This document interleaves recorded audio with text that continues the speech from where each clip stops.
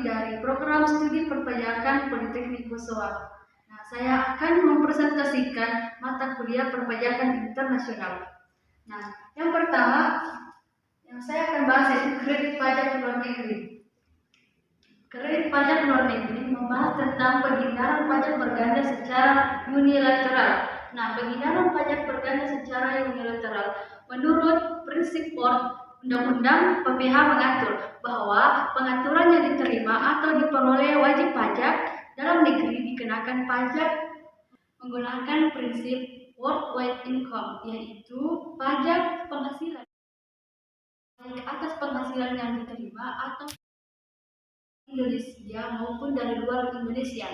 Nah, pembahasan kedua yaitu konsekuensi prinsip worldwide income. Nah, konsekuensi prinsip worldwide income yaitu akan menimbulkan dampak pajak berganda internasional apabila wajib pajak dalam negeri Indonesia menerima penghasilan dari luar Indonesia, maka penghasilan tersebut akan dikenakan pajak juga di Indonesia, sedangkan penghasilan tersebut telah dikenakan pajak di negara tempat penghasilan tersebut yang diperoleh.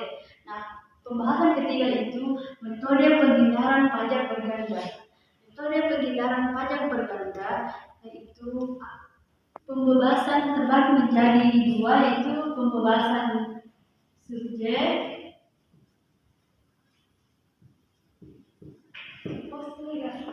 metode penghindaran pajak berganda yaitu metode pembebasan atau pengecualian yang terbagi menjadi tiga. Yang pertama pembebasan subjek,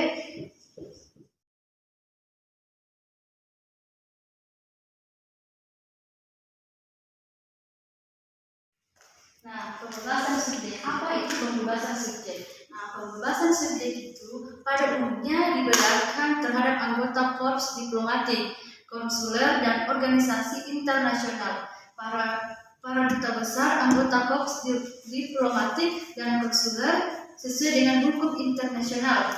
Sedangkan objek yaitu pembebasan objek yang lebih dikenal dengan full exemption atau exemption without progression yang diberikan dengan mengeluarkan penghasilan luar negeri dan basis pemajakan WPDN negara.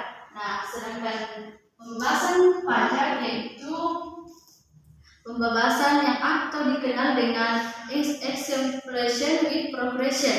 Dalam metode ini pada prinsipnya penghasilan luar negeri tetap dibebaskan dari pengenaan pajak domestik.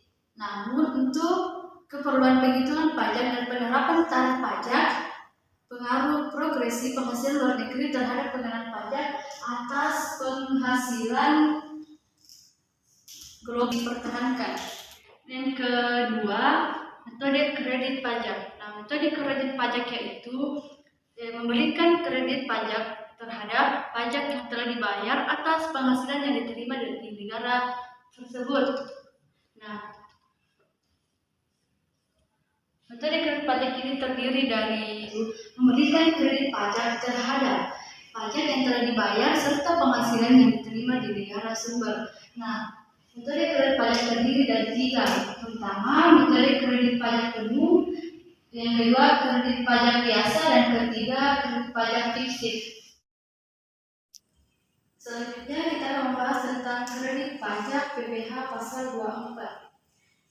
Kredit pajak PPh pasal 24 ini batas maksimum pajak yaitu terendah dari unsur 3 penghitungan. Yang pertama itu jumlah pajak yang terhutang atau dibayar di luar negeri, dan yang kedua jumlah pajak yang terhutang untuk seluruh penghasilan, dan yang ketiga itu atau terakhir penghasilan luar negeri. Seluruh penghasilan dikenakan pajak jika dengan PPh yang terhutang atau seluruh pajak penghasilan dengan tarif pasal 17 Undang-Undang PPh. Contohnya PT Cemara memperoleh penghasilan itu di tahun 2009. Di luar negeri dia menghasilkan sebanyak 500 juta.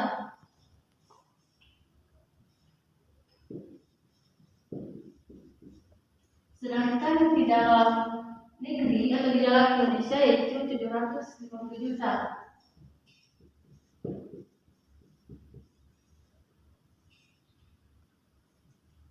500 juta ditambah dengan 250 juta yaitu 1.250 juta.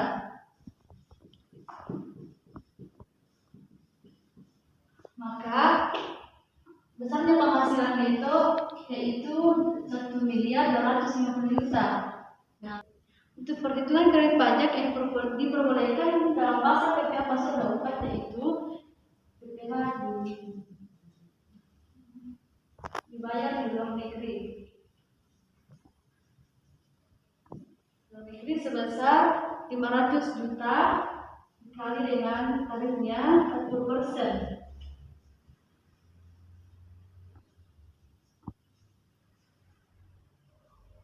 Dengan hasil 200 juta.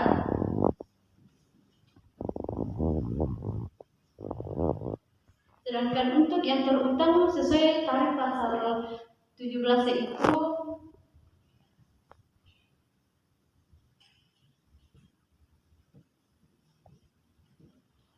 itu sebesar 1.250 juta, 1.250 juta dikali dengan tarif 28%. Dikali dengan tarif 28% itu 350 juta. 350 juta.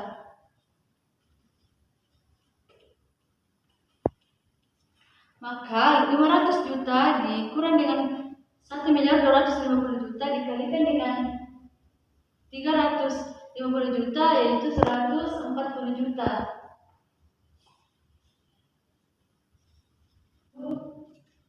Yaitu 140 juta rupiah. Itu 140 juta rupiah. Untuk pembahasan transaksi dengan mata uang asing, yaitu untuk kepentingan pemajakan, maka dengan beberapa jenis kurs konversi. Yang pertama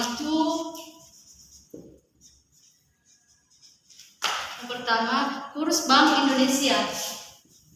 Kurs Bank Indonesia.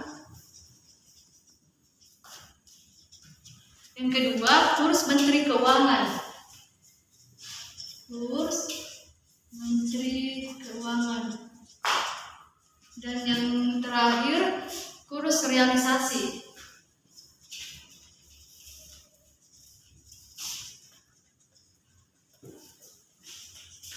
Nah, kurs Bank Indonesia yaitu Bank Indonesia sebagai otoritas moneter mengeluarkan kurs konversi. Kurs konversi ini dikenakan oleh Bank Indonesia ada dua yaitu kurs jual dan kurs beli. Dalam praktik dikenal istilah kurs tengah. Kurs tengah adalah rata-rata kurs jualan. Untuk kurs pembelian yang dihitung kurs jual ditambah dengan kurs beli kemudian dibagi data. Nah, contohnya kurs transaksi. Selanjutnya pembahasan kurs Menteri Keuangan.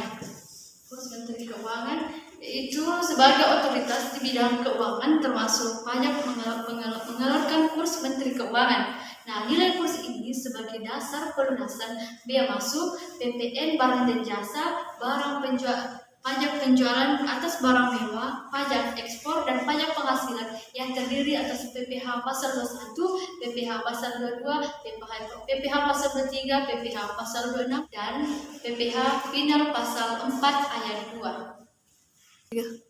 Untuk pembahasan kurs realisasi yaitu kurs yang sebenarnya terjadi saat merupiahkan atau membeli mata uang asing.